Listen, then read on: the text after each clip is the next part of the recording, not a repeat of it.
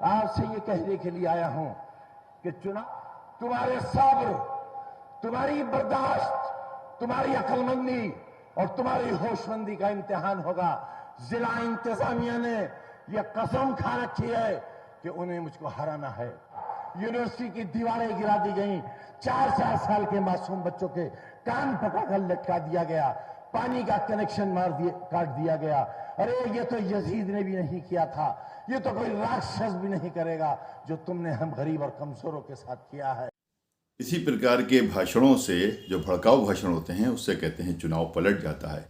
लेकिन इस बार ये मौका नहीं मिलेगा, इसलिए आकाश सक्सेना का रास्ता साफ है।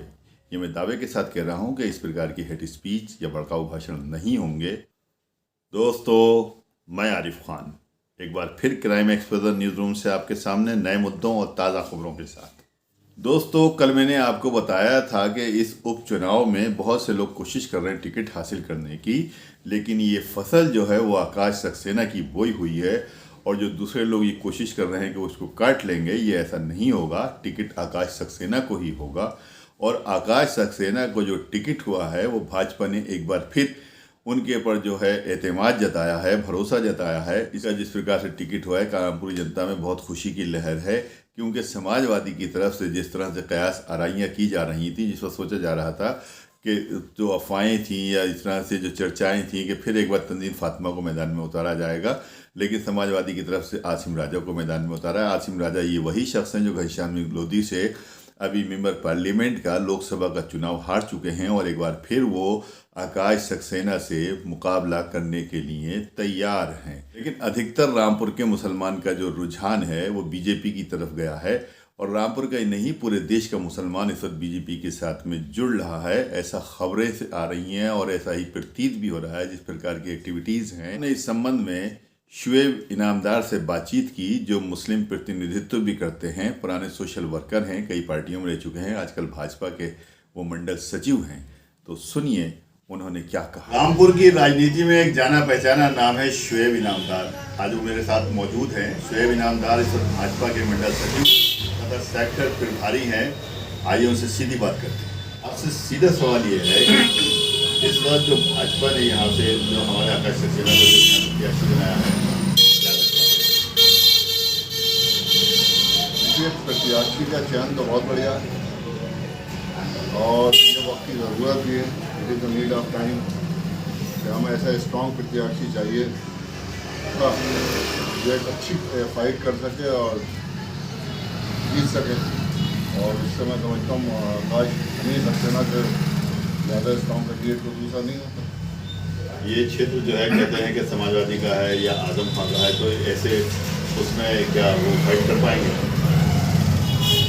देखिए, कोई भी शहर, कोई भी जगह किसी के बाप की जागीर नहीं। मैं ये कहूँगा ये दुकान मेरी है, ये शहर मेरा है। तो सबसे पहले तो आप भी मीडिया के हो, मैं आपको ये I would like to explain it to you very clearly कि जो अपने आप को या मीडिया या वो प्रचार करती है कि आजम का गढ़ है, कहाँ से गढ़ है? पहले ये तो देखिए कि आजम खान माइग्रेट करके यहाँ आए थे। आजम खान तो नेटवर्क में रहने वाले थे। ये आजम खान को यहाँ पर आए, उन्होंने यहाँ की कौम को गुमराह किया, बदगुमानी के रास्ते पर लेकर गए।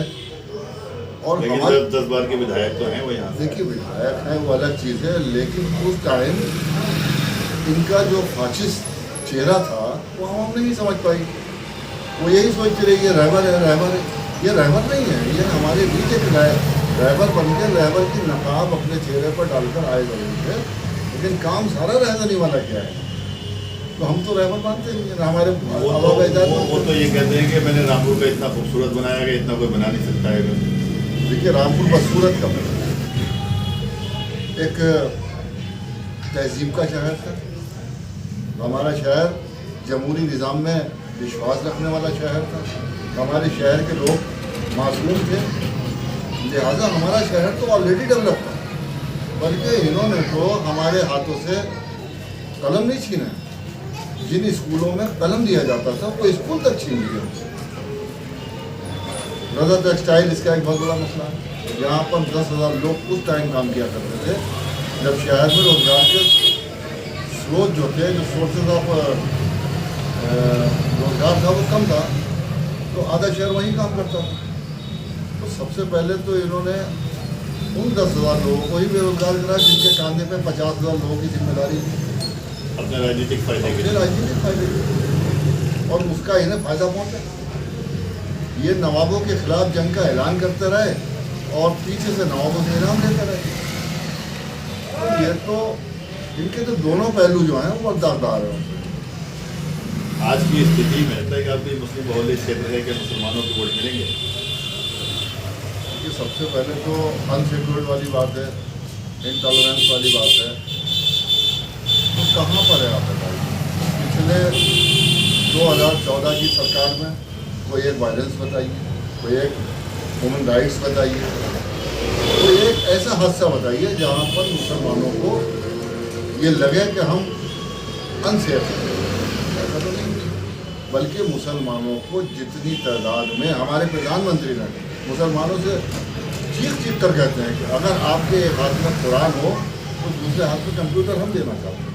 तो सरकार हमें अपनी तरक्की के साथ, अपनी फैला बुलबुली के साथ हमें अपने साथ लेकर चलना चाहती है। भाजपा की नीति में हमने ये देखा है कि जो सेकुलर का जो तरीका होता है कि चुनाव लड़ने के लिए, वो मुसलमानों को टिकट क्यों नहीं देता या मुसलमानों को क्यों नहीं काटता?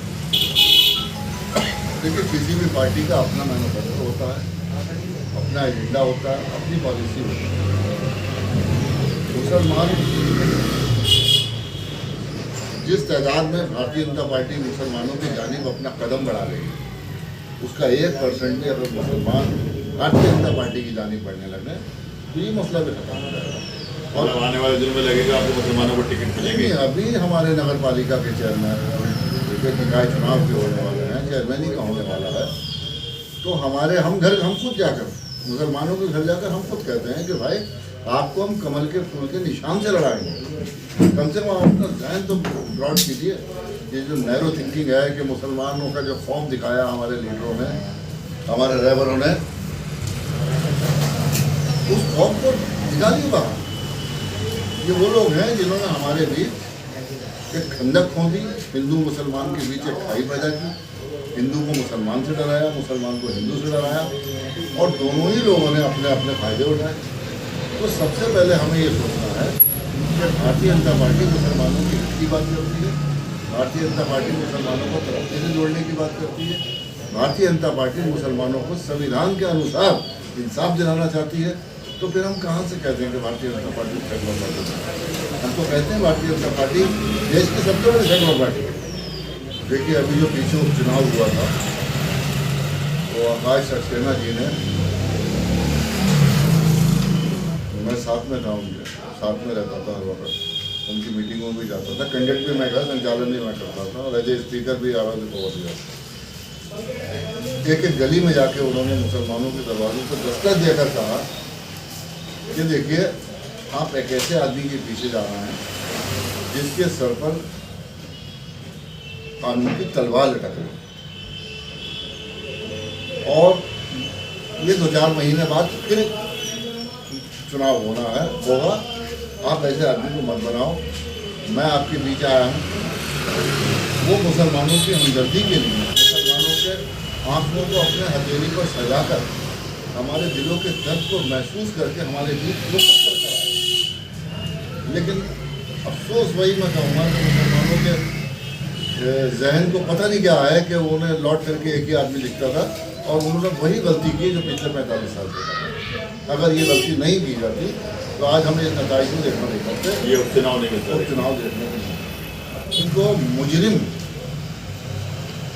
अदालत साबित कर रही है, जो सजा के कटघरे में खड़े हैं, तो उनको दोबारा से अपना मुहाफिज बनाना, दोबारा से अपना नेता बनना, दोबारा से उन्हें विधायक बनाना, तो मैं समझता हूँ 3 महीने बाद फिर यही होगा, 3 महीने बाद 6 महीने बाद होगा। अगर रामपुर की आवाम ये चाहती है कि ये जो प्रत्याशी उतारा है आकाश सक्सेना जी को, अगर रामपुर के विकास को वाकई विकास से मोहब्बत है, तरक्की से मोहब्बत है, एक बाशऊर ज़िंदगी से मोहब्बत है, तो बाशऊर लोगों को जो इंटेलेक्चुअल पर्सनालिटीज हैं मुसलमानों में, उन्हें खुद जाकर मुस्लिम कम्युनिटी में ये मैसेज कॉन्वे करना चाहिए, देना चाहिए कि भाई अब बहुत मजाक हो चुका, अब ऐसे इंसान को अपना प्रतिनिधि, अपना मुहाफिज चुनो जो डबल इंजन की सरकार में आपको बिठाने के बाद आपको तरक्की के रास्तों पे ले जाए और आप खौफ हिरासत से बिना जिंदगी आप सुकून की तरीके जी सकते। अगर person sure taking to the victory आप आकाश सकते हैं। no doubt it because you are a He will leader, take- this is your language. He will definitely get the victory. He will definitely go to win this seat at any cost. At any cost means कि अब हमें रामपुर के विकास में रोड़ा अटकाने वालों के खिलाफ अब जंग का हमें ऐलान करना ही होगा। अभी एज ऐसा- ए मुस्लिम ये मेरी पर्सनल सोच नहीं है, बल्कि जो मुसलमानों की पसमानदा को लेकर अभी हमारे वाइस चीफ मिनिस्टर जी आए थे, जी ब्रिटिश पाठक जी। ब्रिटिश पाठक जी, वो भी एक यही कहना चाहे मुसलमानों को कि अब मुसलमानों को जो है एकजुट होने के बाद अपनी ताकत का इस्तेमाल करें, फिरका परस्त ताकतों के खिलाफ जंग का ऐलान करके भारतीय जनता पार्टी को का कैंडिडेट जिताकर यहाँ से विधानसभा में भेजें। और हम वादा करते हैं कि विधानसभा से कुछ भी होगा, सबसे पहला जो तरक्की का परचम है वो शहर रामपुर की सरजमीन पर गाड़ा जाएगा। I am quite sure taking to the Muslim community that they will definitely go to cast their vote in favor only of आकाश सक्सेना जी, क्योंकि मैं देख चुका हूँ, मैं सर्वे कर चुका हूँ, बूथ वाले में सर्वे करा, सेक्टर विभाग को बताया। मैं अपने जिला अध्यक्ष अभी गुप्ता जी के साथ ही मीटिंगें की हैं शहर में, और हमारे मंडल अध्यक्ष हैं विवेक रोहेला जी, इनके साथ ही मीटिंगें की हैं, और एक नहीं की है, हमने सैकड़ों मीटिंगें की हैं, यानी कि पूरी अब स्ट्रक्चर तैयार करने में लगे हुए थे। आज से हमारी 4 महीने तैयारी थी। तो यकीन जानिए हमारी मीटिंगों में मुसलमान इतनी तादाद में होते थे कि हमारे सभा में कुर्सियाँ कम पड़ जाया करती थी और लोगों की संख्या ज़्यादा थी। तो वहाँ से तो ये चीज़ जब जाहिर हो गई, एट एनी कास्ट वाली बात है। ये पीपल हैव ऑलरेडी डिसाइडेड, लोग ऑलरेडी तय कर चुके हैं कि वो अब आकाश अब ऐसे आदमी को बीच में नहीं लाएंगे जो हर 6 महीने जेल चला जाता है, जिसके हाथों में हथकड़ियाँ हैं, जिसके हाथों में ऐसा खंजर है जिसने हमारे सीनों में उतारा है, जो एक ऐसी शख्सियत का मालिक है जिसने इस शहर को तरक्की से बहुत दूर रखा। हमारे शहर के नौजवान मुस्लिम कम्युनिटी के वेल एजुकेटेड लोग वहाँ रिक्शे चला रहे हैं। हमारे पास कोई रिक्रिएशन को हमका मनी नहीं है, कोई साधन नहीं है। हमारे बच्चे जो जवान होते हैं उनकी माँ उनकी जवानी को देखती हैं और फिर सोचती हैं कि इनके पैरों तले तो कामयाबी का ज़मीन ही नहीं है, कोई डेस्टिनेशन ही है हमारे पास, हमें तो वो गड्ढा खोद के रोज़ पानी पीना है। तो हमारे साथ दर्द देखिए, हमारे साथ बुरा हुआ है, ये तो आप मानेंगे। देखिए ये तो एक सच्चाई है कि 70% मुस्लिम वोटर का क्षेत्र है ये, इसमें 7 सीट जो है इसके ऊपर, तो बिना मुस्लिम सपोर्ट के तो आकाश सक्सेना नहीं जीत पाएंगे। तो आपको वो 3 पॉइंट आपसे पूछना चाहूँगा कि मुस्लिम इन्हें क्यों वोट दें सीरियल वाइज।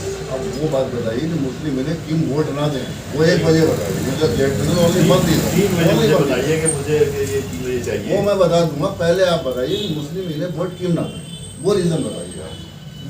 कोई वो उनका कोई बैकग्राउंड खराब है या मुसलमानों से वो के बीच रहकर मुसलमानों की हित की बात नहीं करते या मुसलमानों की कामयाबी के लिए वो आपके आगे नहीं आते, कौन सा ऐसा रीज़न है जो आप उनका कह रहे हैं कि टीम देने का मतलब क्या है?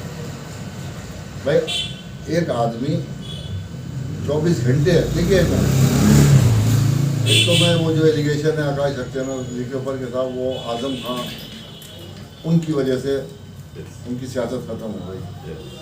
सबसे पहली चीज़ तो ये है कि आप एक ऐसा आदमी बताइए जिसने यूनिवर्सिटी के खिलाफ जो मुकदमे हुए हैं उसमें एक ऐसा बता दिए जो हिंदू, एक ऐसा शख्स बता दिए जो भारतीय जनता पार्टी का मेंबर है जिसने आजम खान के खिलाफ मुकदमे कायम किए। आज ये 90-95 मुकदमे जो कहते हैं वो 95 वो लोग थे जो मुसलमान कम्युनिटी को। अभी पिछले चुनाव से पहले चेकिंग को लेकर बहुत बड़ा मसला था। अभी आप बताइए पिछले 6 महीने से चेकिंग चल रही है आपकी, आप बताइए।